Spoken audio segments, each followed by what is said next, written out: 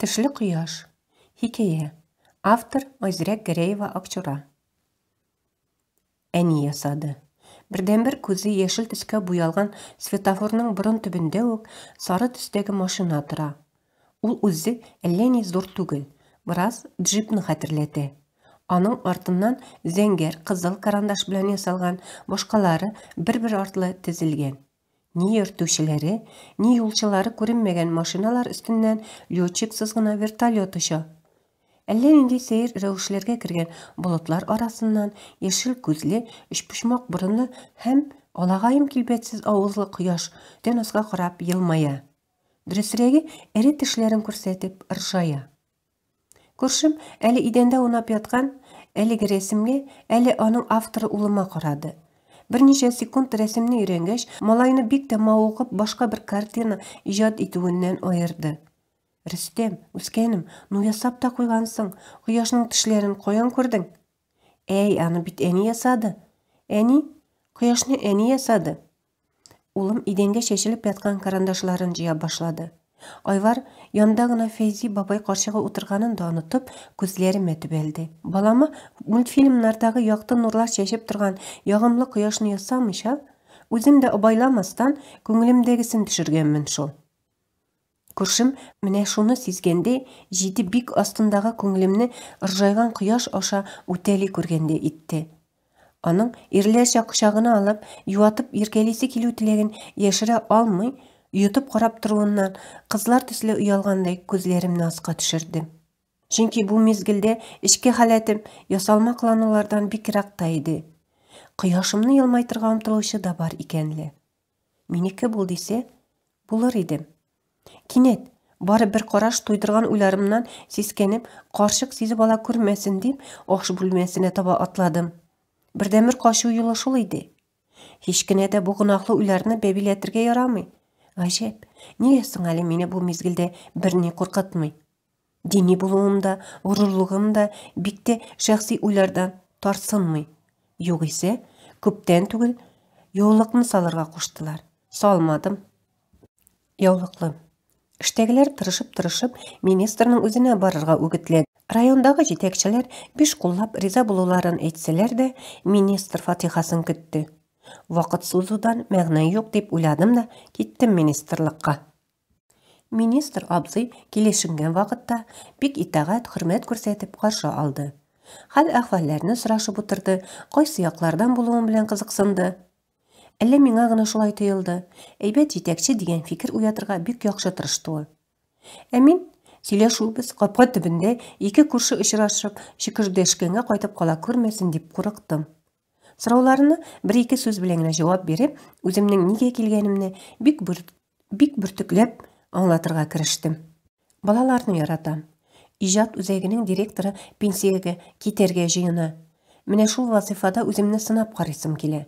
Биредә 8 елга якын эшлим. Читтән торып университетны тәмамладым. Озакламый аспирантураны тәмамлыйм. Башка хезмәткәрләр хөрмәт итә. Райондагы җитәкчеләр сезнең Фатиханы көтә. Дөрес, сезнең турыда райондагылар яхшы фикердә. Уңышларыгызны хәтерлибез. Минем кулдан дипломнарны бер генә тапкыр алмадыгыз. Әле бит сезнең бер программа Россия күләмендәге конкурста да җиңде түгелме? Икенче урынны алды. Анысы да бик яхшы. Алга таба әле беренчеләрен дә аларсыз. Рәхмәт. Алла сүземне авызымнан тартып алып дәвам итте.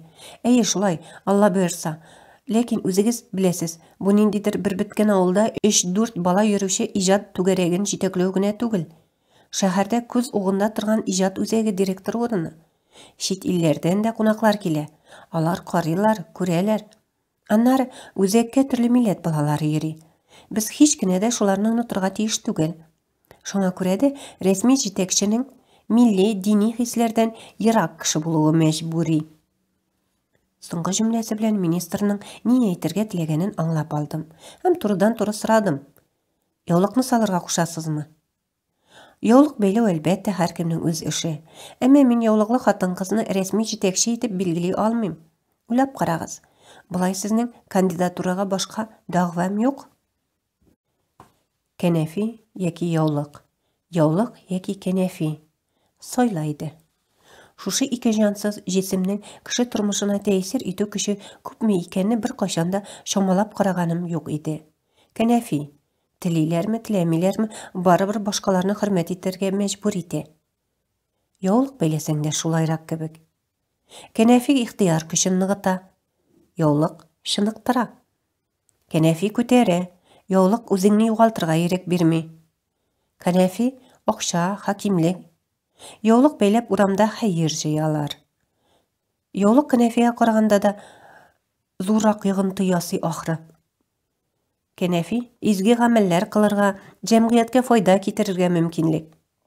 Яулык комаушалыймы? Димәк, кайсын сайласаң да барыбер диген дә алтын урталыкны тап. Башыңа яулык урынына наушник кигән төсле итеп берәр шарф ура. Изүең ашык икәнне күрмәсеннәр өчен, игътибар итмәсеннәр өчен, озын итәкле костюм сайлап ки. Кешеләр берсе матди, икенчесе рухи яссылык билгесе шушы ике жансыз әйберләр йогынтысы камалашында яшиләр. Үзләре шуларны көрәштергән була. Әйтерсең, бөтен проблемалары шуларны көрәштерүдән башлана һәм шуның белән бетә. Министр белән очрашудан менә шундый каршылыклы уйларга бирелеп кайтып килешем иде. 1-2 минут урамга ике жансыз җисемне көрәштереп утырган министрга каршы пикет оештырып чыгу уты белән янып алам. Аннары анда бөтен халык ишетерлек итеп кычкырачак сүзләрне барлыйм. Тагын берничә минуттан инде Худайдан министрга иман бирүен сорыйм. Тагын берничә минуттан барысы да Худай кулында дип үземне үзем юатырга керешәм. Уйларымнан баскычтан менеп барганда юлыма очраган күрше Фәйзи бабай белән таныш түгел ир аерды. Мине күрүгә Фәйзи бабай үз итеп: "Менә сеңлем, безгә яңа күрше килде, теге яздан бирле буш торган фатирга. Таныш бул." Бабай сүзен әйтеп бетерә алмады. Таныш түгел яңа күрше миңа бер текәлеп карады да баскычтан чабып диярлек менеп китте. Бабай үзе бу хәлне көтмәгән иде, күрәсең. Ни әйтергә белми торды. Мин инде министрдан соң теләсә нинди очрашуга әзер идем. Теләсә нинди сөйләшүгә әзер идем. Бабай баскычтан акрынлап фатирына күтәрелгәндә, күрәсең, яулык бәйләгәннәрне яратып бетерми, кызым. Ярар, син үпкәләмә инде, ияләшер. Ияләшми кая барсын?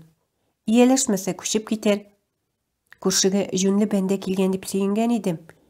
Булай җүнле кебек тоелды, дип куйды. Фәйзи бабай, аптырама.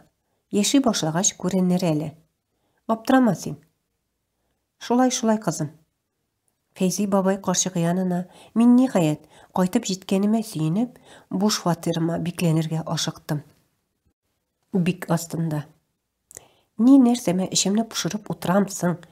Директор урынына кызыгып, нәфсеңне аздырганчы намазыңны укы, малаеңны бакчага барып алганчы вак-төяк эшләреңне кара. Шулай иттем дә. Кичкә таба телефон шалтырады. Әйе дип эндәшергә өлгерми калдым. Әни үзенекен тезеп китте. Кызым, берәр хәл килеп чыктымы? Исән саулармы? Көне буе үземә урын тапмыйм. Атаң төшемә керде. Кычкырынды, акырынды. Бөтен өйнең өстен аска китерде. Әллә ниләр ватты. Уянып киткәч төш кенә күрдем микән дип икеләнепләр яттым хәтта. Мәрхүм теге дөньяга китеп ыңгылык бирми. Төшемдә күрсәм гел бер начар хәл килеп чыга да тора. Кызым, теге юлы да шулай булган иде. Әни бәгыремнең үзәгенә тәмам үтсә дә үтәр икән бу. Айнымас, лыксыз әти. Инде мәрхүм булуына ничә еллар.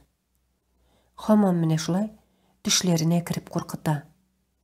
Берни булмаганын кабатлый әнине тынычландырдым. Үзем хәләл җефетен бәхетсез итүдә гаепләгән һәм баласын гомерлек хата ясарга этәрә язган кеше урухына багышлап хәер бирү турында уйландым. Бит мин аңар хәер бирә торган бала түгел идем.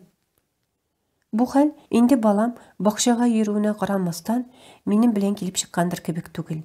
Ничектер шулай, үткәннәрне исемә төшергәндә, аны башка берәүләр язмышына күз салгандай читтән күзәтәм.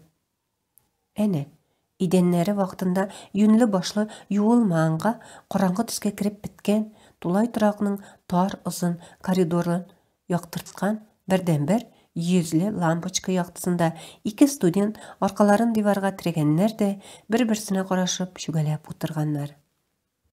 Бала чактан ук каты бәгырьле атасыннан бернинди наз күреп үсмәгән кыз күз яшьләрендә сөртеп алмыйча алларына тезләнеп үзенеке булуны сораган егетне кызганды һәм үзенең бик тә бәхетле булачагына ышанды. Каршындагы егет акырмый, орынмый, сукмый, әйберләрне җимерми, сабый бала төсле күз яшьләре белән ялына бит. Мәхәббәтенә ышандыра. Һәм гомергә ишетмәгән матур сүзләр белән аннан башка яши алмавын тәкрарлый. Ул аны әтисе әнисен газаплаган кебек интектермәячәк. Тулай торакның тар коридорында берсенең кызгануына һәм бәхет таптым дип ышануына, икенчесенең яшьлек дәртен йөгәнли алмый, чибәр кызны үзенеке итүенә омтылышы әлеге парны якынайтты. Әмма бер бөтен итмәде. Әйтерсең, тар коридорга кирип кысылган язмышлары башка юл таба алмаганга гына алар бергә булдылар. Алар бер-берсенә мәхәббәтләрен аңлаттылар. Бер катлы ышануларымнан Алёшадан җилләр искәч кенә айныдым. Бала күтәреп, әти янына кайтып керү турында исә башка да китермәле түгел иде. Я әнине, я мине бәреп кенә үтерәчәк. Әмма үзенең гомере кыска булып чыкты. Мәрхүмкәем, исерек килеш юлдан чыкканда машина астында калды. Һич көтмәгәндә, уйламаганда бездән аерылды. Мин ул чакта аны кызганудан бигрәк, киресенчә, зур бер кайгыдан, әллә нинди бер куркыныштан котылгандай иштән генә шатландым төсле. Кадерле тыңлаучылар, хикәянең дәвамы киләсе видеоларда. Игътибарыгыз өчен рәхмәт. Күрешкәнгә кадәр исән сау торыгыз.